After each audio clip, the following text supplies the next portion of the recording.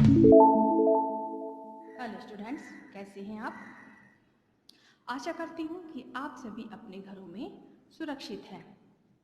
व्याकरण बोध के पिछले वीडियो में हमने काल का विस्तृत अध्ययन किया। आज हम ज्ञान परीक्षण करेंगे। प्रश्न पहला, नीचे दिए गए उत्तरों के सही विकल्प पर सही का चिन्ह लगाइए। का क्रिया के जिस रूप से क्रिया के आने वाले समय में होने का पता चलता है वह कौन सा काल होता है? वर्तमान काल, भूतकाल, भविष्य काल और आगामी काल। इसका सही विकल्प है भविष्य काल। खा है, भूतकाल कहते हैं आने वाला समय, बीता हुआ समय, जाने वाला समय या इनमें से कोई नहीं। तो स्टूडेंट्स, भूतकाल किसे कहते हैं? बीते हुए समय को भूतकाल कहते हैं। गा है, शायद आज छुट्टी हो। वाक्य में प्रयुक्ति क्रिया है सामान्य भविष्यकाल, संदिग्ध भूतकाल, संदिग्ध वर्तमान काल, संभाव्य भविष्यकाल। यह वाक्य संदिग्ध वर्तमान काल का है। घा है, आप आ जाते तो मैं भी चल पड़ता। वाक्य में प्रयुक्त क्रिया है हेतु हेतुमद भूतकाल, पूर्ण भूतकाल, संदिग्ध भूतकाल और अपूर्ण भूतकाल। इस वाक्य में प्रयुक्त क्रिया है हेतु हेतुमद भूतकाल की। अगला प्रश्न है, दिए गए वाक्यों में क्रियापदों के काल तथा उनके भेद बताइए। का उसने बाजार से कमीज खरीदी। कमीज खरीदने का कार्य हो चुका है, अतः इस वाक्य में क्रिया भूतकाल की है और यह क्रिया सामान्य भूतकाल की है।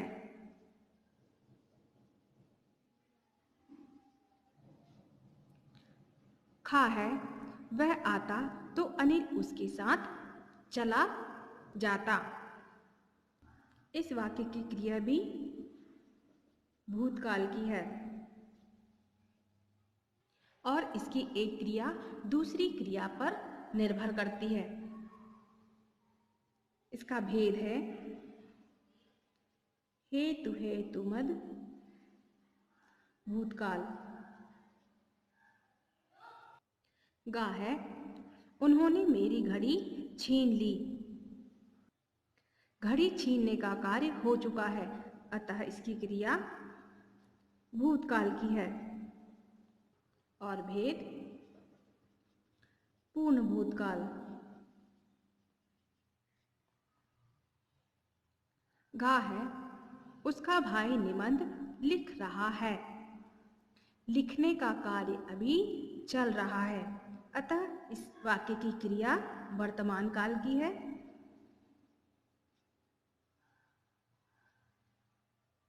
और यह सामान्य वर्तमान काल का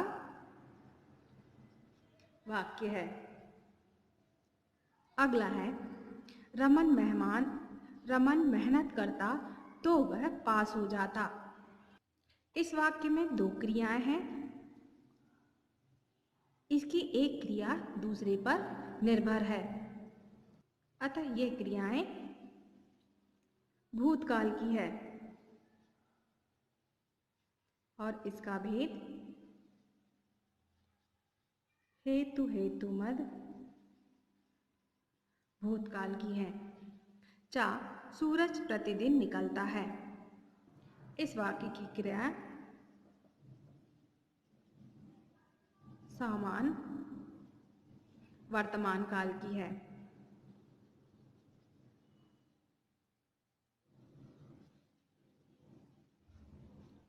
छा है, आशा ने पकौड़ी खाई थी।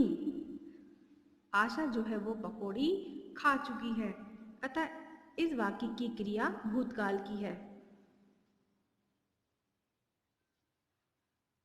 लेकिन यह क्रिया कब संपन्न हुई यह पूर्णतः अस्पष्ट है, अतः यह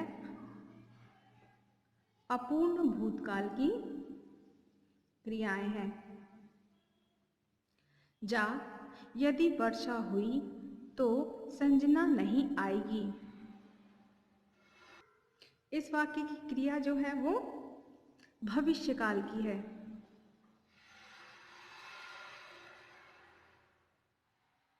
और जब आने वाले समय में किसी क्रिया का पूर्ण होना किसी दूसरी क्रिया पर निर्भर होता है तो वहां हेतुमद भविष्यकाल होता है।